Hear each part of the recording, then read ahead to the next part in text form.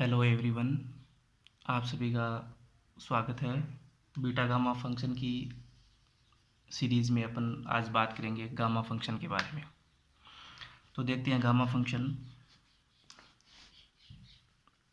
पिछले वीडियो में अपन ने देखा था कि गामा फंक्शन जो है उसकी डेफिनेशन ये है,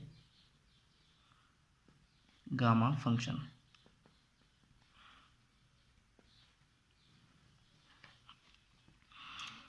अपन ने देखा था कि एक पॉजिटिव रैशनल नंबर के लिए गामा फंक्शन डिफाइन होता है। तो for positive rational number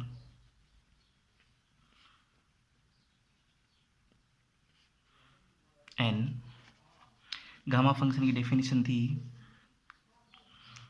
0 to infinite e raise to power minus x raise to power n-1 dx। ये आपके पास एक इनफाइनाइट इंटीग्रल है जिसको अपन गामा फंक्शन कहते हैं। इसको आयलर का दूसरा समाकलन भी कहते हैं, आयलर से सेकंड इंटीग्रल भी कहते हैं। इसका जो नोटेशन है वो इस तरीके से है। Notation gamma n is equal to 0 to infinite e raise to power minus x raise to power n-1 dx। ये अपने गामा फंक्शन का नोटेशन है। अब आज अपन बात करेंगे गामा फंक्शन की कुछ प्रॉपर्टीज़ के बारे में। तो properties of gamma function.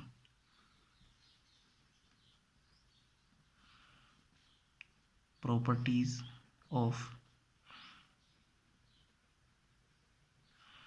Gamma function.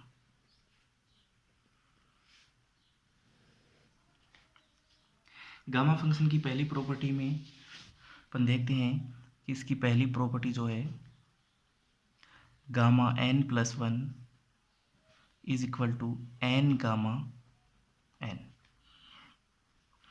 चलिए इसका प्रूफ देखते हैं। Proof by the definition of gamma function, by the definition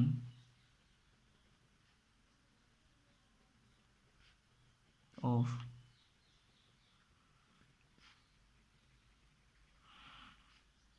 gamma function, we know that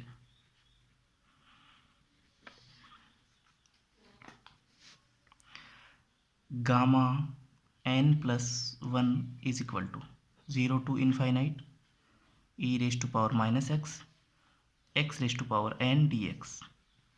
क्योंकि गामा n की वैल्यू जो थी वो 0 to infinite e raise to power minus x की पावर n-1 होता है।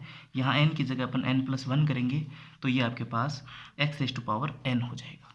ठीक है। अब ये आपके पास एक इनफाइनाइट इंटीग्रल है, इसको अपन इस तरीके से लिख सकते हैं 0 to limit a tending to infinite 0 to a e raise to power x raise to power n dx। ये अपन ने लिमिट इसलिए लगाई है क्योंकि अपने को इंटीग्रेशन करना है। ठीक है। तो ये आपके पास क्या आ जाएगा, limit a tending to infinite.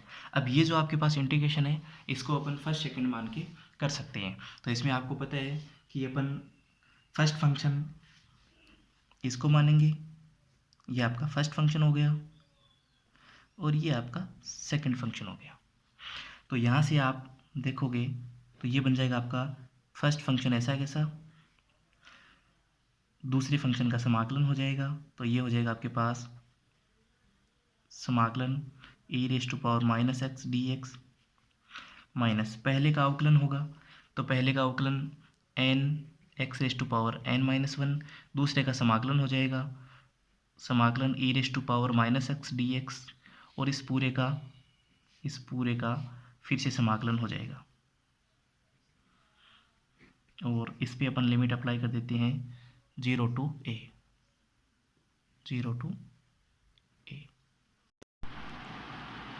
इस पर लिमिट अप्लाई कर दी 0 to a।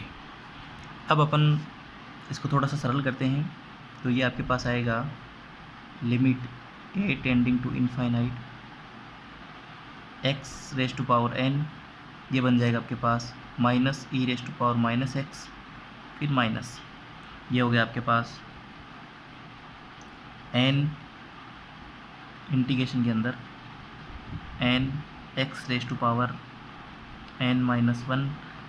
इसका जब आप इंटीग्रेशन करोगे तो ये e raise to power minus x से जो माइनस बाहर आएगा वो माइनस यहाँ प्लस हो जाएगा, और ये बन गया e raise to power minus x dx। और इस पूरे पे लिमिट अप्लाई कर देंगे अपन 0 to a। यहाँ से जब आप इसको और सिंप्लीफाई करोगे तो ये आपके पास बन गया limit a tending to infinite, ये आपके पास बन जाएगा। ये लिमिट अपन अब दोनों पे अप्लाई कर रहे हैं अलग अलग, तो जैसे इस पे a अप्लाई करेंगे तो ये आपके पास बन गया a raise to power n with sign minus और e raise to power minus a, फिर प्लस n बाहर आ जाएगा, ये आपके पास हो गया 0 to a n x raise to n तो बाहर आ गया, x raise to power n minus 1 e raise to power minus x dx। यहाँ मैंने 0 भी अप्लाई कर दिया है, क्योंकि 0 पे जब आप यहाँ 0 अप्लाई करोगे तो ये x 0 होने की वजह से ये 0 हो जाएगा, ठीक है। और यहाँ अब आपके पास जो limit a tending to infinite है वो भी अपन यहाँ पे अप्लाई करते हैं। तो जैसे ही आप a tending to infinite apply करोगे तो ये तो आपके पास 0 बन जाएगा और यहाँ a की जगह इनफाइनाइट आ जाएगा। तो यहाँ से आप लिख सकते हो कि 0 plus n 0 to infinite e raise to power x into x raise to power n minus 1 dx। और इसको अपन बाय द डेफिनेशन लिख सकते हैं n, और ये आपके पास जो पूरा है ये आपके पास गामा फंक्शन होता है, ठीक है। तो यहाँ से आपके पास प्रॉपर्टीज़ क्या आई, which implies gamma n plus 1 जो है वो किसके इक्वल होता है, n गामा n के इक्वल होता है। ये आपके पास गामा फंक्शन की पहली प्रॉपर्टी है। इसको अपन गामा फलन का पुनरावर्ती सूत्र भी कहते हैं। दिस इज कॉल्ड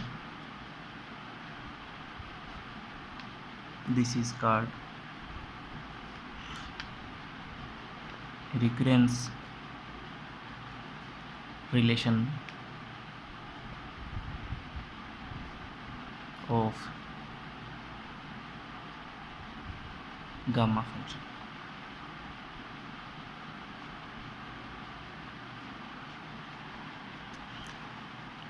गामा फलन का सेकंड प्रॉपर्टी जो है वो है कि सेकंड प्रॉपर्टी अपन देखते हैं, गामा n प्लस 1 बराबर होता है n फैक्टोरियल के for all n element of natural number. Gamma n plus 1 जो है वो n फैक्टोरियल के बराबर होता है। इसका प्रूफ जो है वो अपन मैथमेटिकल इंडक्शन मेथड से करेंगे। तो इसमें अपन n की वैल्यू 1 लेते हैं for n is equal to 1। Gamma 1 जो है वो किसके इक्वल हो जाएगा, गामा फंक्शन की डेफिनेशन लगाएंगे अपन।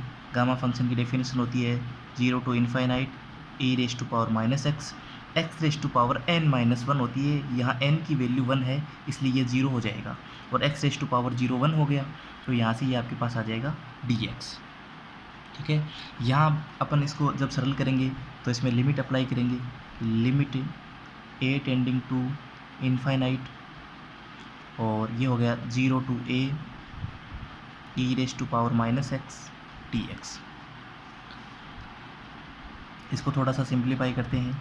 जैसे इसको सिंप्लीफाई करेंगे तो ये आपके पास आएगा limit a tending to infinite, ये आपके पास बन गया minus e raise to power minus x, और इस पर लिमिट अप्लाई कर दीजिए 0 to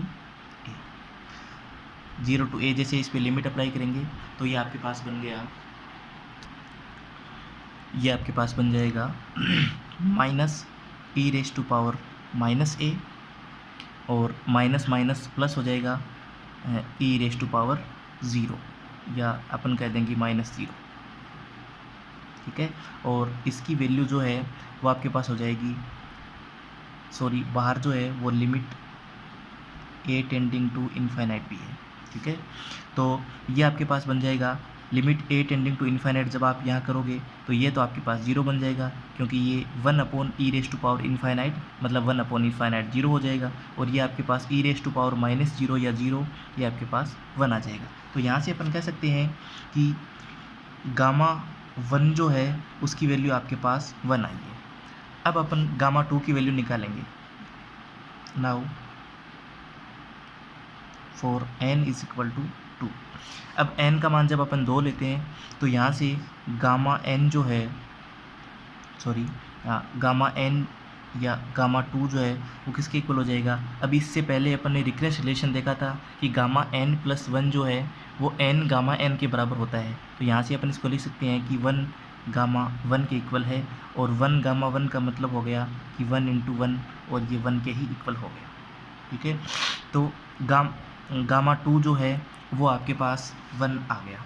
इसी प्रकार for n is equal to 3 अपन कह सकते हैं कि गामा 3 जो है वो आपके पास हो जाएगा 2 गामा 2 के इक्वल, और गामा 2 की वैल्यू आप यहाँ से लिख सकते हो।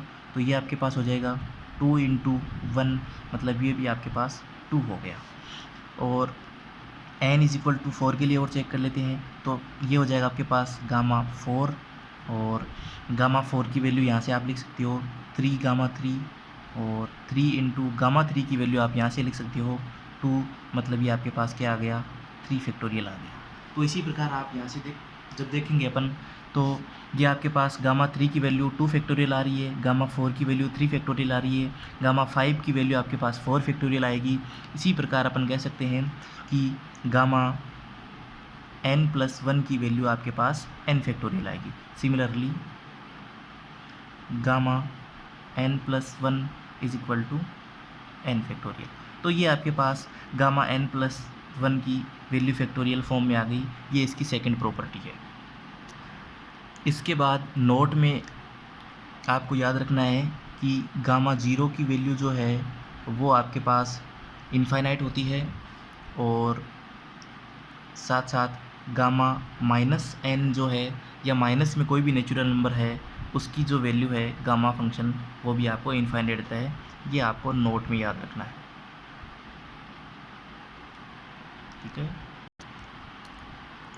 अब अपन बात करते हैं गामा फंक्शन के लिए स्टैंडर्ड इंटीग्रल की। तो standard integral of gamma function, standard integral,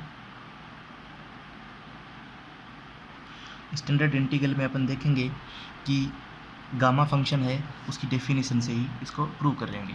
तो स्टैंडर्ड इंटीग्रल क्या होता है वो देखते हैं। 0 to infinite x raise to power n-1 e raise to power -ax dx, ठीक है।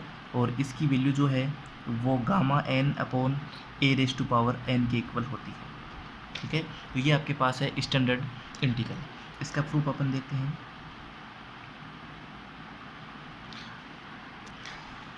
since we know that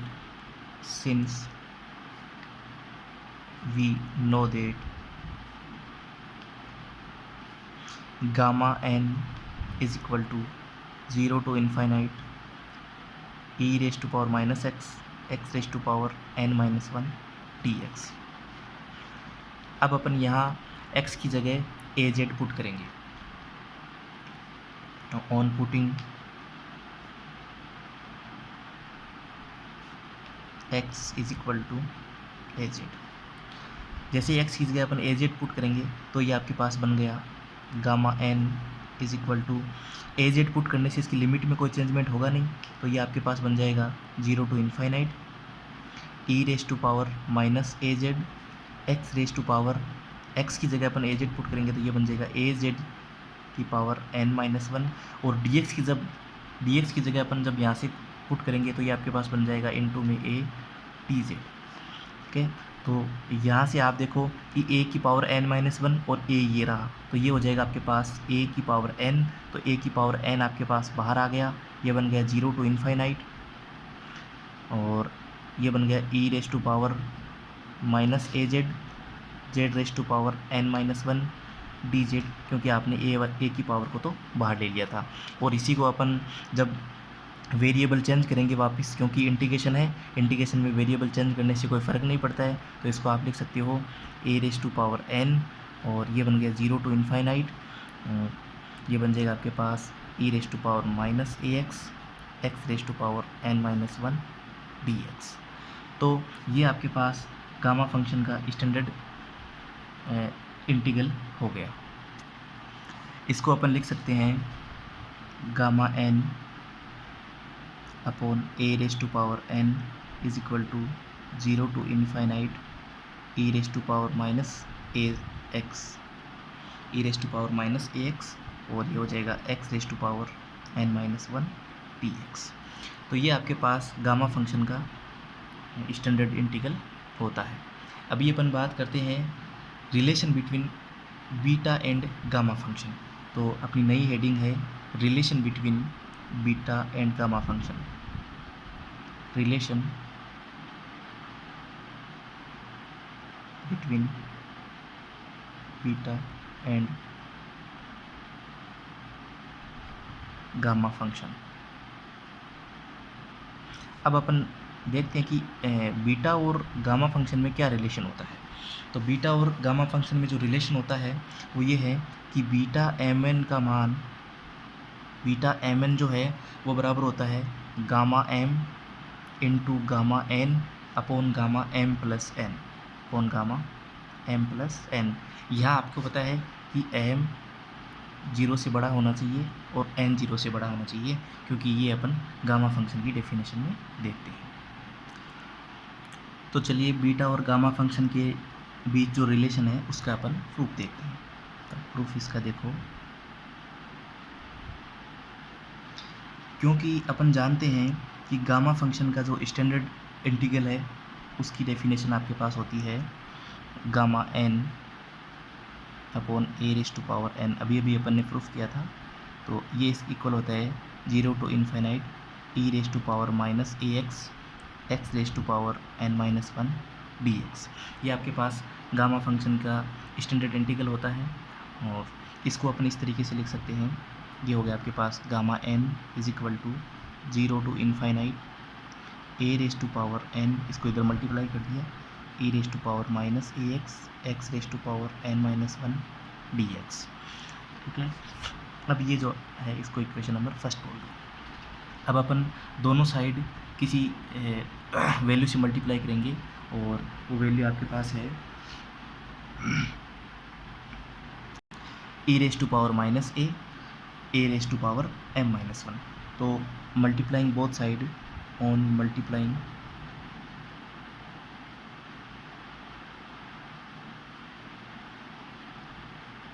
both side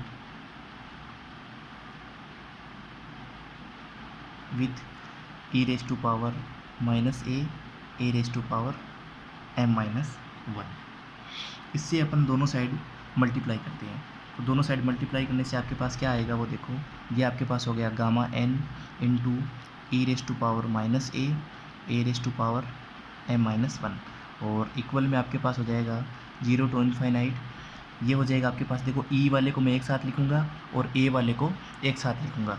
तो e और a वाले को एक साथ जब अपन लिखेंगे तो ये आपके पास बन गया a raise to power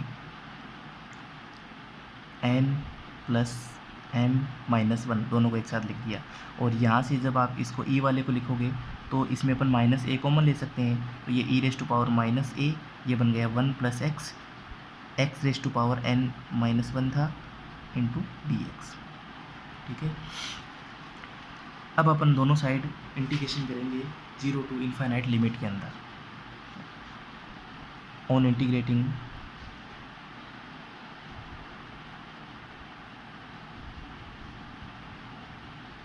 both side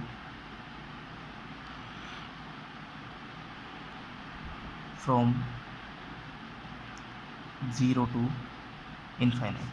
तो 0 टू इन्फिनाइट जैसे ही अपन इसको इंटीग्रेट करेंगे तो ये आपके पास क्या आएगा, देखो गामा एन तो आपको पता है कि कांस्टेंट वैल्यू है, तो ये गामा एन आपके पास बाहर आ जाएगा।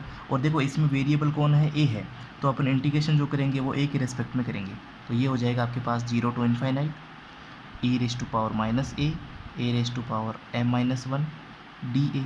और इधर भी आप इसको इंटीग्रेट कर दो तो ये हो जाएगा 0 टू इन्फिनाइट। अब आप इंटीग्रेट किसको कर रहे हो, इस पूरे को कर रहे हो, तो इसको ब्रैकेट में लिखेंगे अपन 0 to infinite a raise to power n plus M minus 1 e raise to power a 1 plus x raise to power n minus 1 d x. और इस पूरे को आपने इंटीग्रेट किया था ए के रेस्पेक्ट में, तो ये हो जाएगा डी ए। यहाँ से जब आप इसका इंटीग्रेशन करोगे तो आपको इंटीग्रेशन पहले ए के रेस्पेक्ट में करना है, तो ये जो भी आपके पास वैल्यू है इसमें ए के अलावा जो भी टर्म है उसको एज ए कॉन्स्टेंट ट्रीट करके अपन बाहर लिख सकते हैं। तो यहाँ देखो एक्स आ रहा है और ये एक्स के अंदर इसको अपन बाहर ले सकते हैं, तो ये आपके पास क्या बन जाएगा 0 टू इन्फाइनाइट ये बन जाएगा x raise to power n minus 1। अब जिस पद में ए है उसको अपन बाहर नहीं ले सकते, तो ये आपके पास बन जाएगा इंटीग्रेशन के अंदर 0 टू इन्फाइनाइट ए इसके अंदर है तो ये बन गया A N plus M minus 1 और ये बन गया ई raise to power minus A 1 plus x और एक्स वाले को आपने बाहर ले लिया। और आप जब इसका इंटीग्रेशन करोगे तो ए के रिस्पेक्ट में करोगे तो ये हो जाएगा डी ए और इसके बाहर क्या हो जाएगा डी एक्स, क्योंकि आपको जो इंटीग्रेशन करना है वो पहले ए वाले के रेस्पेक्ट में करना है, तो एक्स आपके पास एज ए कांस्टेंट ट्रीट होगा। ठीक है, अब अपन जब इसका इंटीग्रेशन करेंगे तो इसके इंटीग्रेशन में आपको कुछ पुट करना पड़ेगा, तो ई रेस टू पावर में जो भी है उसको अपन कुछ मान लेते हैं, तो ए की पावर में आपके पास है ए 1 प्लस एक्स, तो ए प्लस 1 प्लस ए इंटू 1 प्लस एक्स को अपन कुछ नया वेरिएबल मान लेते हैं। तो इसमें मान लो कि पुट यहाँ से लिखो a 1 plus x is equal to y, तो ए 1 प्लस एक्स को जैसे ही आप वाई लिखोगे तो ये आपके पास क्या बन जाएगा 0 to infinite x raise to power n minus 1। ये जो अपन सब्स्टिट्यूशन कर रहे हैं ये केवल अपन इस वाले इंटीग्रेशन को सरल करने के लिए कर रहे हैं। ठीक है, तो यहाँ आप ए 1 प्लस एक्स की जगह लिख दो। अब ए 1 प्लस एक्स की जगह लिखोगे तो इसमें ए की जगह आपके पास क्या आ जाएगा वाई अपॉन 1 प्लस एक्स, तो ये आपके पास बन गया 0 टू इन्फाइनाइट। देखो लिमिट में कोई भी चेंजमेंट नहीं होगा, क्योंकि जब आपके पास ए की वैल्यू जो है वो 0 है तो y की वैल्यू भी 0 हो जाएगी, और जब a की वैल्यू इन्फाइनाइट है तो y की वैल्यू भी इन्फाइनाइट हो जाएगी। तो ये आपके पास लिमिट में कोई भी चेंजमेंट नहीं होगा। यहाँ से जब आप a की वैल्यू लिखोगे तो ये हो गया आपके पास y अपॉन 1 प्लस एक्स और इसकी होल पावर हो जाएगी n प्लस एम माइनस 1, और E raise to power minus A 1 plus x की जगह आप y लिख सकते हो, तो ये हो गया ई raise to power minus y. अब डी ए की जगह आप यहाँ से क्या लिख सकते हो d y upon 1 plus x, तो ये हो जाएगा आपके पास d y upon 1 plus x और इसके बाहर आपके पास है इंटीग्रेशन डी एक्स। इसको अपन थोड़ा सा और सिंप्लीफाई करते हैं तो ये आपके पास क्या आ जाएगा, ये बन गया आपके पास 0 to infinite x raise to power n minus 1, और इसको जब आप सरल करोगे तो ये ब्रैकेट में बन गया 0 टू इन्फाइनाइट, ये बन गया y की power n plus m minus 1 और अपॉन ये बन जाएगा x की पावर 1 प्लस एक्स की power n plus m minus 1 into e raise to power minus y d y upon 1 plus x और ये हो गया डी एक्स। थोड़ा और सिंप्लीफाई करते हैं, ये बन गया 0 to infinite x raise to power n minus 1 bracket 0 to infinite, ये बन गया आपके पास y raise to power m plus n minus 1, इसको मैंने m को पहले n को बाद में लिखा है, इससे कोई फ़र्क नहीं पड़ेगा।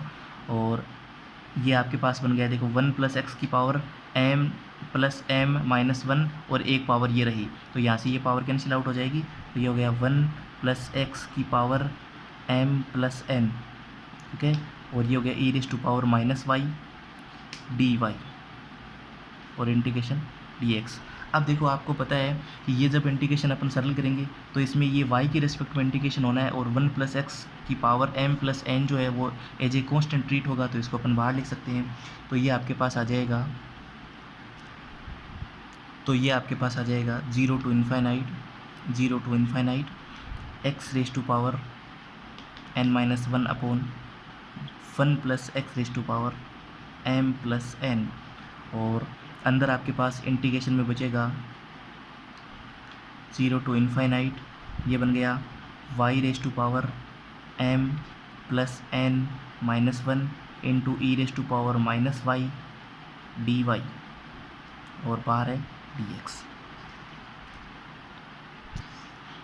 इसको और सिंप्लीफाई करने पे ये बनेगा is equal to 0 to infinite x raise to power आपके पास था n minus 1 upon 1 plus x की पावर था m प्लस n, और यहाँ जो भी आया था इंटीग्रेशन के अंदर वो वाली चीज़ आपके पास गामा फंक्शन की डेफिनेशन से बन गया गामा m प्लस n, और बाहर आपके पास क्या चल रहा है dx। इसको आप लिख सकते हो गामा m प्लस n, अब कांस्टेंट हो गया तो ये बाहर आ जाएगा, और ये बन गया आपके पास गामा m प्लस n और 0 to infinite x raise to power n minus 1 upon 1 plus x raise to power m plus n dx। और कल अपने देखा था कि ये जो भी है ये आपके पास बीटा एम एन फंक्शन की डेफिनेशन है, तो यहाँ से आप लिख सकते हो gamma m plus n into beta M N. अब ये जो चीज़ थी ये आपके पास किसके इक्वल चल रही थी, तो यहाँ से आप देखो दैट इज़ आप लेके चले थे गामा n और इंटीग्रेशन में 0 to infinite e raise to power minus a raise to power m minus 1 d a, ये आपके पास इक्वल आया gamma m plus n into beta M N. यहाँ से जब आप इसको सिंप्लीफाई करोगे तो ये आपके पास गामा n है, और ये डेफिनेशन आप अगर इसमें a की जगह x वेरिएबल देखो तो ये देखो किसकी डेफिनेशन हो गई, गामा m की डेफिनेशन हो गई, क्योंकि वेरिएबल से कोई फ़र्क नहीं पड़ता है, ठीक है। तो ये गामा m की डेफिनेशन हो गई और ये इक्वल हो गया gamma m plus n into beta M N. यहाँ से आप लिख सकते हो beta M N is equal to gamma n upon gamma m plus n। तो ये आपके पास एक नया रिलेशन है बीटा और गामा फंक्शन।